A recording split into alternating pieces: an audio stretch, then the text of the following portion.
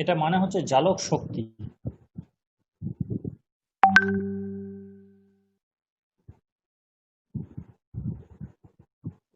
তাহলে জালক শক্তি মানে একটা জাল তৈরি হবে, সেটাতে যে শক্তিটা বেরোবে। জালটা কিসের?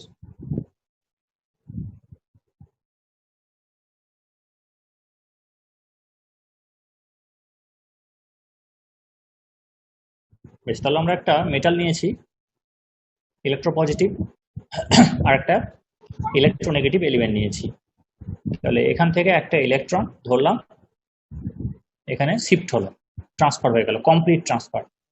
তাতে কি হলো, মেটালটা হলো একটা প্লাস, আর এই ইলেকট্রনটা রিসিভ করে হলো এক্স মাইনাস।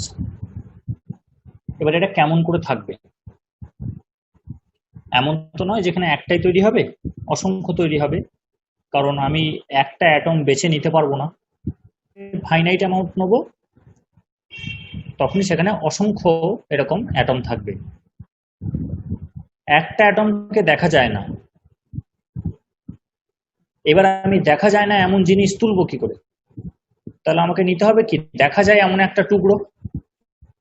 এবার দেখা যায় না জিনিস দিয়ে দেখা যায় জিনিস তৈরি হয়েছে, তাহলে সংখ্যায় তাদেরকে কত হতে হবে?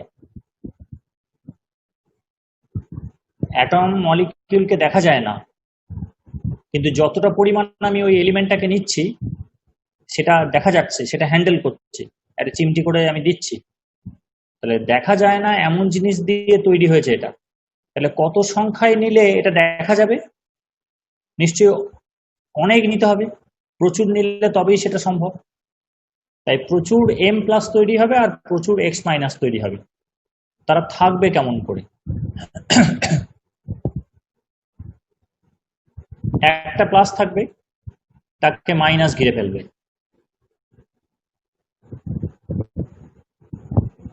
এই প্লাসের ওপরে একটা মাইনাস থাকবে, এই প্লাসের নিচে একটা মাইনাস থাকবে। এটা এক ধরনের সজ্জা, ওয়ান কাইন্ড অফ অ্যারেঞ্জমেন্ট। আবার একটা হতে পারে, আমি যে অ্যারেঞ্জমেন্টটা দেখালাম তাতে কি হচ্ছে, তাতে ছটা ঘিরছে। ছটা কেন? দেখ, 1 2 3 4 দেখতে পাচ্ছিস, আর ওপরে একটা আছে, নিচে একটা আছে। এমন হতে পারে যে 4 জন ঘিরছে, এমন হতে পারে যে 8 জন ঘিরছে। সেটা আমরা সলিড স্টেটে গিয়ে পড়বো।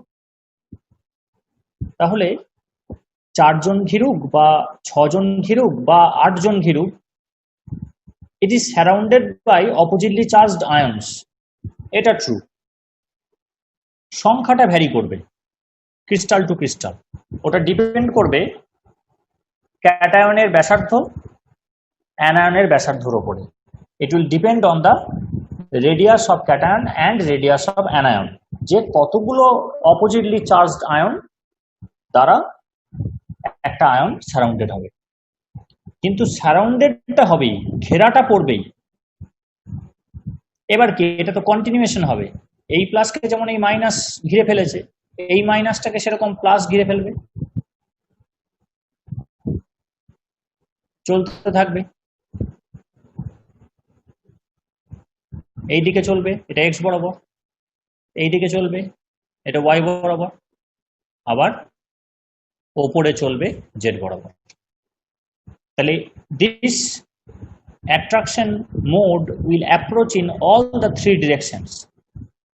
তার মানে এটা থাকে থাকে উপরে উঠে আসবে, এইদিকে এগোবে, এইদিকে এগোবে, দিয়ে কি তৈরি করবে, একটা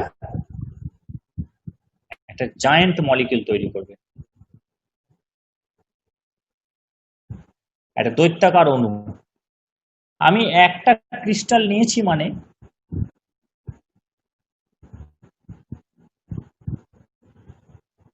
আমি একটা আয়নিক কম্পাউন্ডের একটা ক্রিস্টাল নিয়েছি মানে সেখানে কটা মলিকিউল আছে কেউ যদি প্রশ্ন করে, তাহলে উত্তর হবে যে একটাই মলিকিউল আছে।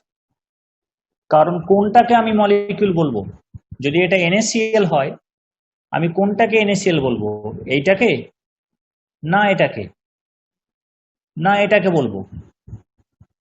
মিনিংলেস।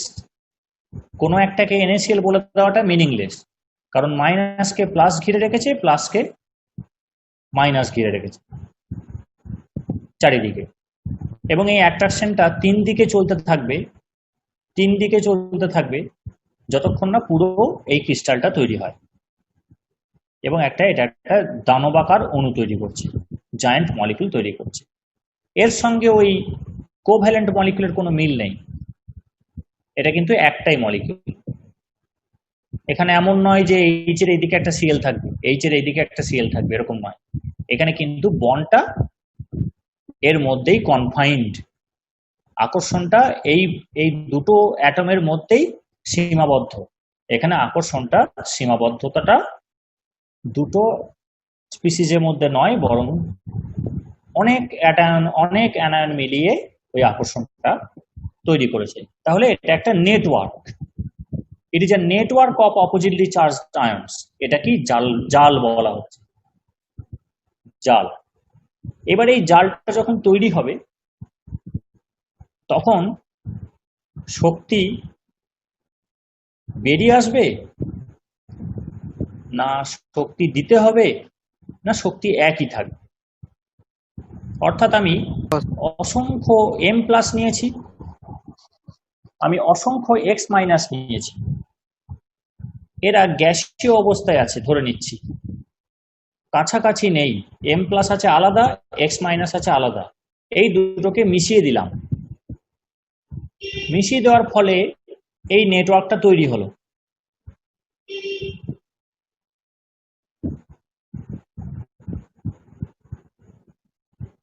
এই নেটওয়ার্কটা তৈরি হলো।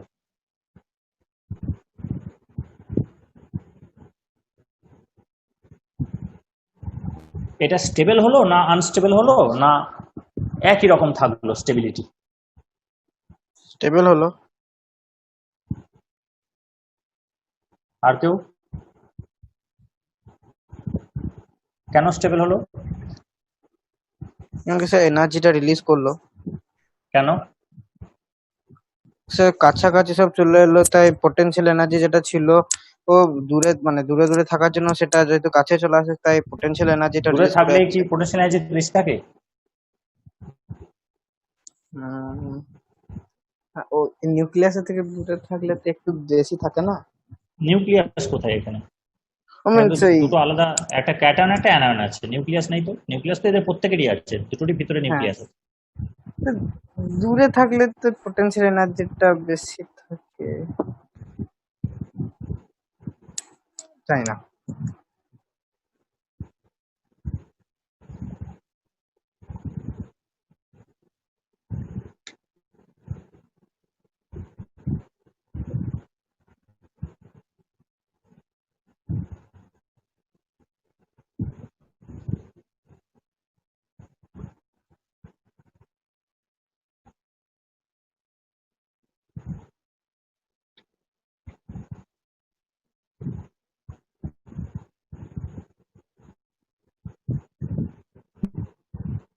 দুটো বিপরীত আধানগ্রস্ত কণা প্লাস মাইনাস, সেটাকে দূরে সরিয়ে নিয়ে গেলাম। আর দুটো একই আধানগ্রস্ত কণা, সেটাকে দূরে সরিয়ে নিয়ে গেলাম। কোথায় পোটেনশিয়াল এনার্জি বাড়লো, কোথায় কমলো? 1 এ বাড়বে, 2 এ কমবে। 1 এ বাড়ার কারণ হচ্ছে প্লাস হচ্ছে আনস্টেবল, মাইনাস আনস্টেবল, যে কোনো চার্জই হচ্ছে আনস্টেবল। নিউট্রাল থাকলে সেটা স্টেবল। এইবার যখন প্লাস মাইনাস কাছাকাছি থাকবে তখন তারা কি করছে, পরস্পরকে নিউট্রাল করার চেষ্টা করছে। একটা প্লাস তার পাশে যদি মাইনাস থাকে তাহলে ওটা স্টেবিলিটি অ্যাটেন্ড করবে, কারণ সেটা নিউট্রালিটির কাছে যাচ্ছে। আর যত দূরে সরে যাচ্ছে তত চার্জটা সেপারেট হচ্ছে, তত এ ইন্ডিপেন্ডেন্ট হয়ে যাচ্ছে, একা হয়ে যাচ্ছে। তাহলে এইটা একটা আইসোলেট প্লাস, একটা আইসোলেট মাইনাস, মানে বিচ্ছিন্ন, তার এনার্জি বেশি। ঠিক আছে? যদি কাছে থাকতো তারা, তার তুলনায় এখানে এনার্জিটা বেশি। কিন্তু এখানে কি হচ্ছে, like charge repel each other, এখানে অপোজিট চার্জ অ্যাট্রাক্ট করছিল। আকর্ষণের ফলে স্টেবল ছিল, দূরে নিয়ে গেলাম, আনস্টেবল হয়ে গেল। ঘুরিয়ে ভাবতে পারিস যে আকর্ষণ বলটা ভিতরের দিকে কাজ করে, সরিয়ে নিয়েছি মানে কি, মানে আমি সরণটা করেছি উল্টো দিকে, ডিসপ্লেসমেন্টটা আমি ফোর্সের এগেনস্টে করেছি। ডিসপ্লেসমেন্ট যদি ফোর্সের এগেনস্টে হয় তাহলে work done on the system হয়, সিস্টেমের উপরে কাজ করলাম, সেই কাজটা এর মধ্যে পোটেনশিয়াল এনার্জি হিসেবে স্টোর হবে। So energy is increasing, potential energy is increasing. কি বললাম? Oppositely charged ions attract each other, বিপরীত আধানগ্রস্ত কণা পরস্পরকে আকর্ষণ করে, তাহলে আকর্ষণটা ভিতরের দিকে কাজ করছে। প্লাসকে মাইনাস এই দিকে টানছে, মাইনাসকে প্লাস এই দিকে টানছে, আর আমি ওদেরকে দূরে সরিয়ে নিয়ে যাচ্ছি, তার মানে ডিসপ্লেসমেন্ট হচ্ছে অপোজিট ডিরেকশনে। ডিসপ্লেসমেন্ট যদি ফোর্সের অপোজিটে হয় অর্থাৎ এগেনস্টে হয়, তখন সারাউন্ডিংকে ওয়ার্ক পারফর্ম করতে হবে সিস্টেমের ওপর, তাহলে সিস্টেম এনার্জি গেইন করবে, তাহলে এদের পোটেনশিয়াল এনার্জি কি হলো? বেড়ে গেল। আর like charge repel each other, একই আধান হলে তারা পরস্পরকে কি করে? বিকর্ষণ করে। তাহলে ফোর্সটা কাজ করছে বাইরের দিকে, এই অবস্থায় আমি ওদেরকে দূরে সরিয়ে নিয়ে গেলাম, তাহলে যেদিকে ফোর্স কাজ করছে সেদিকেই ডিসপ্লেসমেন্ট হচ্ছে, সেদিকেই সরণ। তাহলে displacement in the direction of the force, বলের দিকে সরণ হচ্ছে, তাহলে কি হবে? ও নিজেই কাজ করবে। ও যদি নিজে কাজ করে তাহলে ওর এনার্জি ফল করে যাবে, তাহলে পোটেনশিয়াল এনার্জি কমে গেল। তাহলে এখানে পোটেনশিয়াল এনার্জি কমে যায়, এখানে পোটেনশিয়াল এনার্জি বেড়ে যায়। তাহলে লাইট চার্জ যত কাছে থাকবে তত এনার্জি বেশি। সম আধানগ্রস্ত মানে ভ্যালু না, প্রকৃতির দিক দিয়ে বলছি। লাইট চার্জ যত কাছে থাকবে তত এনার্জি বেশি, যত দূরে থাকবে তত এনার্জি কম। আর অপোজিট চার্জ যত কাছে থাকবে তত পোটেনশিয়াল এনার্জি কম, যত দূরে যাবে তত এনার্জিটা বাড়বে। এখানে কি ছিল? অপোজিটলি চার্জড আয়ন ছিল, m প্লাস এক্স মাইনাস। গ্যাসীয় মানে আইসোলেটেড, বিচ্ছিন্ন, তাহলে এদের শক্তি বেশি। এবার এই যে প্লাস মাইনাস এরা যে বিচ্ছিন্ন হয়ে আছে, আইসোলেট হয়ে আছে, তাহলে এদের এনার্জিটা বেশি, অর্থাৎ এই কন্ডিশনটা দূরে আছে, বিচ্ছিন্ন আছে, এনার্জি বেশি। এখান থেকে কি করলাম? ওদেরকে ক্রিস্টাল হওয়ার সুযোগ দিলাম, ওরা ক্রিস্টালে কনভার্ট হলো, সলিড ক্রিস্টাল, অর্থাৎ নেটওয়ার্কটা তৈরি করলো। তাহলে দূরে ছিল এনার্জি বেশি ছিল, কাছে এলো এনার্জি কমলো, তাহলে এক্সেস এনার্জিটা কি করবে? রিলিজ করে দেবে, প্লাস ইউ। এই ইউটাকে বলা হচ্ছে ল্যাটিস এনার্জি।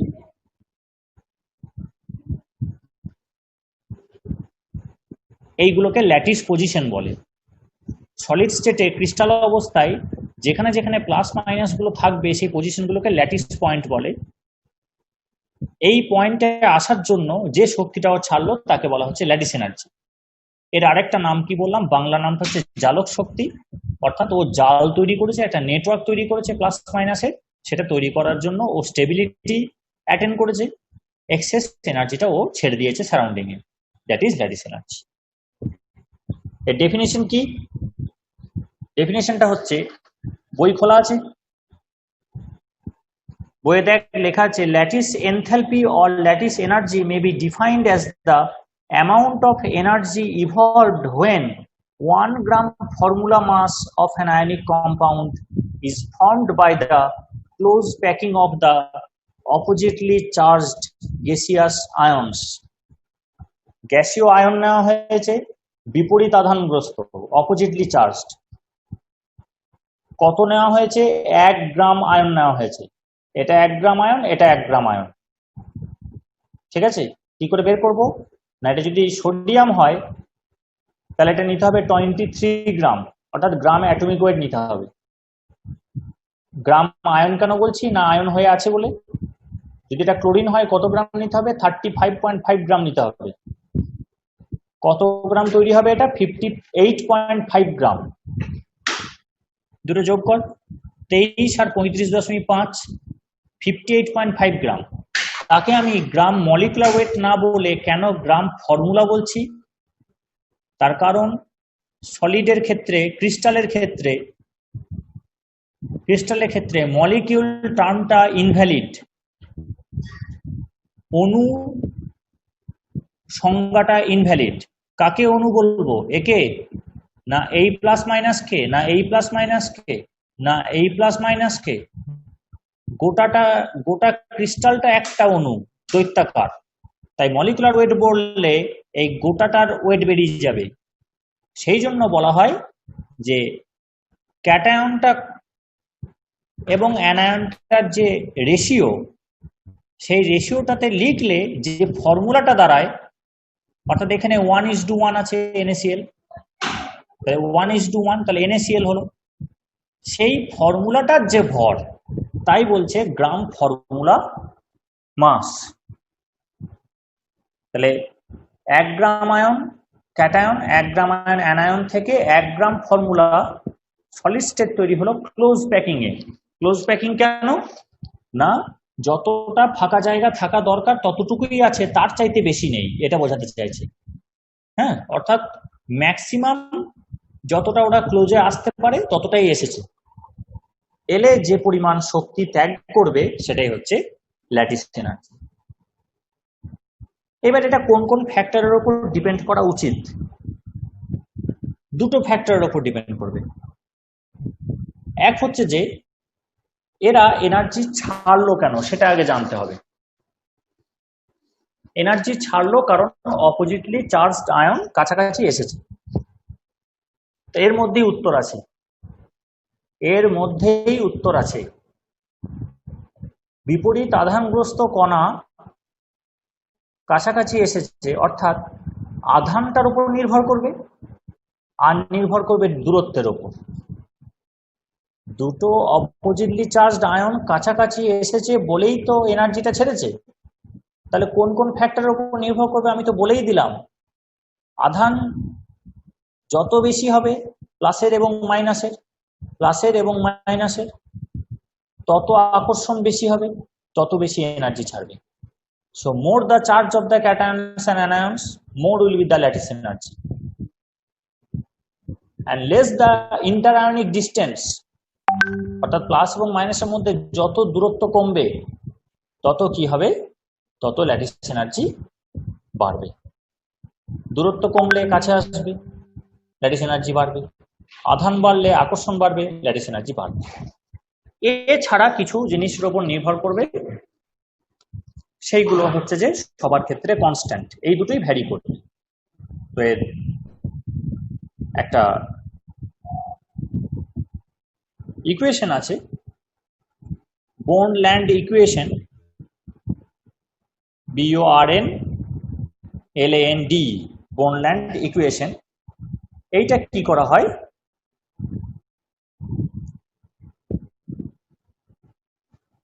এই সমীকরণটার সাহায্যে ল্যাটিস এনার্জি বের করা যায়। সমীকরণের সাহায্যে বের করছি মানে সেটা কিভাবে বের করছি? থিওরিটিক্যালি বের করছি, তাত্ত্বিকভাবে বের করছি। আর পরীক্ষার সাহায্যে যদি বের করতে হয় তার একটা পদ্ধতি আছে, সেই পদ্ধতিটার নাম হচ্ছে born-Haber cycle.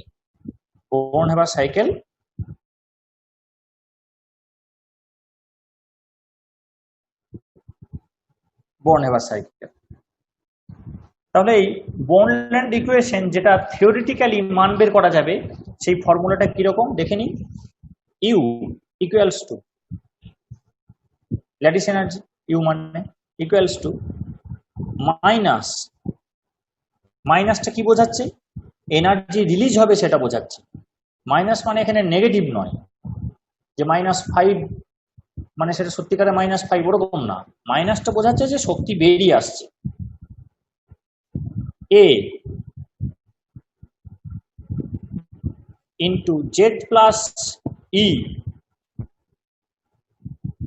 into Z minus E into Na by R into 1 minus 1 by N। ফর্মুলাটা মনে রাখতে হবে, ভুল করলে হবে না। U equals to minus A Z plus E into Z minus E into Na by R into 1 minus 1/n। এবার এগুলো কি সেগুলো আলোচনা করা যায়। ক্যাটায়নটার চার্জ আমরা ধরছি জেড প্লাস, মান তো জানি না, লবণ টু লবণ ভ্যারি করবে, যেমন যেমন সল্ট হবে তেমন তেমন ক্যাটায়ন হবে, তেমন তার চার্জ হবে, সেটা সেটা ধরছি জেড প্লাস।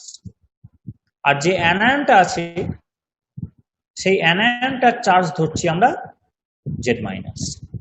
তাহলে charge of the cation Z plus ধরলাম, charge of the anion Z minus ধরলাম। এই প্লাস মানে কিন্তু জেড এর সঙ্গে কিছু যোগ হবে না, এই জেড প্লাস মানে জেড এর পাশে প্লাস নয়, এটা সাফিক্স প্লাস, এটা নয়, এটা সাফিক্স প্লাস মানে ক্যাটায়নের চার্জ, সেটা বোঝানো হচ্ছে। সেরকম জেড মাইনাস মানে অ্যানায়নের চার্জ।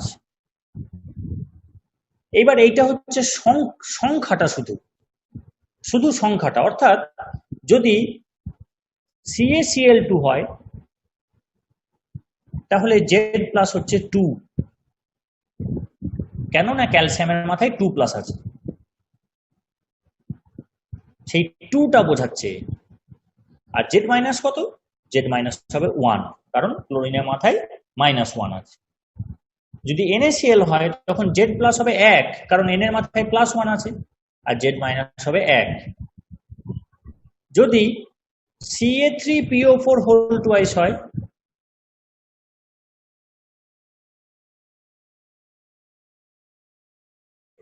টু, একজনের মাথায় কত চার্জ আছে?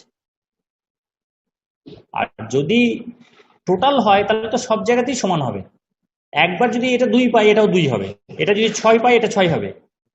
অর্থাৎ ক্যাটায়ন এবং অ্যানায়নের মোট আধান কখনো আলাদা হতে পারে না, কারণ সেক্ষেত্রে সল্টটা কি হবে? ইলেকট্রিক্যালি নিউট্রাল হবে না। তাহলে এটা 2 হলো, আর এটা হবে 3। ক্যালসিয়াম গুলো সব এক একটা 2 প্লাস, তাহলে 3টে মিলিয়ে 6টা প্লাস। আর PO4 গুলো এক একটা হচ্ছে 3 মাইনাস, তাহলে দুটো মিলিয়ে হচ্ছে 6টা মাইনাস, কেটে 0 হয়ে যাবে। তাহলে টোটাল নয়, এটা charge of a cation, charge of a anion, 2 আর 3 হলো। ঠিক আছে, এইবার এইটা হচ্ছে সংখ্যাটা, যে কটা প্লাস আছে, কটা প্লাস আছে, কিন্তু চার্জটা কত, আধানটা কত, কটা প্লাস আছে না জেড প্লাস খানা, কিন্তু what is the amount of the charge, চার্জের পরিমাণ কত?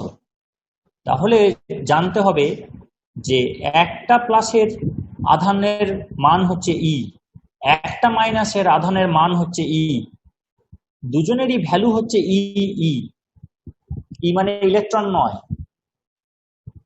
ই মানে ইলেকট্রনের যে ভ্যালুটা সেইটা, ইলেকট্রনের আধানের যে মানটা সেইটা। এইবার যদি প্লাস হয় তাহলে তার প্রকৃতি হচ্ছে পজিটিভ, যদি মাইনাস হয় তার প্রকৃতি হচ্ছে নেগেটিভ। তাহলে একটা প্লাসের চার্জ যদি ই হয় তাহলে জেড প্লাসের চার্জ কত হবে? জেড প্লাস ইনটু ই। অর্থাৎ একটা প্লাস থাকলে তার চার্জ হবে শুধু ই, দুটো প্লাস থাকলে তার চার্জ হবে 2e কিন্তু প্লাস, তিনটে প্লাস থাকলে তার চার্জ হবে 3e, জেড প্লাস হলে তার চার্জ হবে জেড প্লাস ইন্টু ই। একইভাবে যদি একটা মাইনাস থাকে তাহলে তার চার্জ হবে ই কিন্তু নেগেটিভ, দুটো মাইনাস থাকলে তার টোটাল চার্জ হবে 2e। এইভাবে যদি জেড মাইনাস থাকে তাহলে তার চার্জ হবে জেড মাইনাস ইন্টু ই। ঠিক আছে, তাহলে ওই যে লিখেছিলাম u equals to minus a into z plus e, মানে বোঝা গেছে চার্জ অফ দ্য ক্যাটায়ন। তারপরেই ছিল দেখ z মাইনাস ই মানে চার্জ অফ দ্য অ্যানায়ন। এইবার এনে আছে, এনে মানে হচ্ছে অ্যাভোগাড্রো নাম্বার। কেন অ্যাভোগাড্রো নাম্বার থাকবে না? ওরা বলেছে যে 1 গ্রাম ফর্মুলা মাস তৈরি করতে হবে। 1 গ্রাম ফর্মুলা মাস মানে কি? 58.5 গ্রাম। 58.5 গ্রামে কতগুলো NaCl থাকবে? অ্যাভোগাড্রো সংখ্যক থাকবে।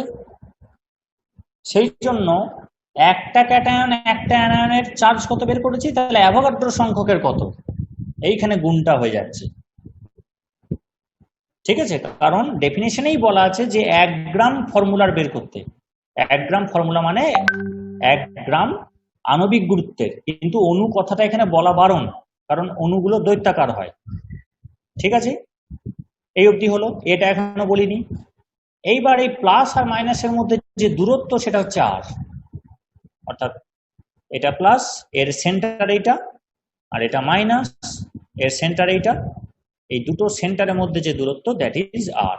তাহলে এটা হচ্ছে ইন্টার আয়নিক ডিস্টেন্স।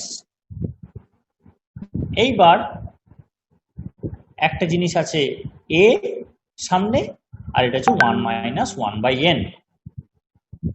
এটা হচ্ছে মেটেলাং কনস্ট্যান্ট। আসলে এগুলো সব প্রপোর্শনাল টু এরকম করে হয়।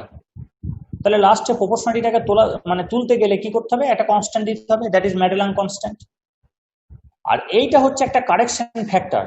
কি না, যখন একটা প্লাস একটা মাইনাস কাছাকাছি আসে তখন তাদের মধ্যে আকর্ষণ হয়, সিন্স দে আর অপোজিটলি চার্জড, যেহেতু তাদের আধান হচ্ছে বিপরীত। কিন্তু এরও তো ইলেকট্রন আছে, এরও তো ইলেকট্রন আছে, সোডিয়াম প্লাস ক্লোরিন মাইনাস। এই সোডিয়াম প্লাস মানে কি এর ইলেকট্রন নেই? বল দেখি এর কটা ইলেকট্রন আছে? 10টা। এর 10টা ইলেকট্রন আছে। এর কটা ইলেকট্রন আছে? 18টা। 18টা। এই ইলেকট্রনের মধ্যে রিপালশন হবে, বিকর্ষণ হবে। সেই বিকর্ষণের জন্য কি হবে, কিছুটা এক্সপেরিমেন্টের সঙ্গে থিওরি মিলবে না, সেই মেলানোর জন্য এটাকে আনা হয়েছে। এটাকে বলা হচ্ছে বোর্ন এক্সপোনেন্ট, এবং দেখা গেছে বেশিরভাগ ক্ষেত্রে এই এন এর ভ্যালু হচ্ছে 9। ঠিক আছে।